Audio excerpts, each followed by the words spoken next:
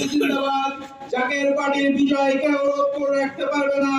অমাকারু অমাকাল্লাহু ওয়া আল্লাহু খায়রুল মাকিরিন। আল্লাহ রাব্বুল আলামিন সবথেকে বেশি সুকৌশলী। আল্লাহ রাব্বুল আলামিনের থেকে সুকৌশলী কেউ হতে পারে না। সেই মহান রব্বুল আলামিনের উপরে ভরসা করে জাকের পার্টির মহান প্রতিষ্ঠাতা বিশ্বলিক প্লাজা হুজুরের আদর্শকে বুকে ধারণ করে আমরা পথ চলি বিজয় আমাদের সুনিশ্চিত। প্রিয় সাথী ও বন্ধুগণ, জাকের পার্টির চেয়ারম্যানরাও বলেছেন জনে কোনো বিদেশি প্রভুর মাধ্যমে এই দেশের স্বাধীনতা ভুলঞ্চিত না হয় সেদিকে যেন আমরা দৃষ্টি রাখি। তিনি এটাও বলেছেন man proposes and God disposes. মানুষ ভাববে একটি ভোটের অন্যটি।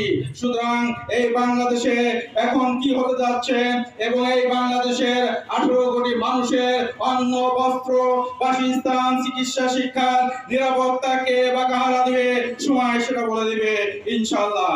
প্রিয় সাথী ও বন্ধুগণ, জামানার মুজাদ্দেদ বিশ্বলিক প্লাজা হুজুরের আধ্যাত্মিক উত্তরসূরি জাকের পার্টির মহামান্য চেয়ারম্যান এটাও বলেছেন এই দেশের যারা শাসক গোষ্ঠী ছিল আজ থেকে শুধু নয় ওই পাকিস্তান আমল থেকে ক্ষমতাসীনরা আমার প্লাজা হুজুরের পবিত্র কদম মুবারকের নিচে হাঁটু গড়ি দিয়ে বসে থাকতো।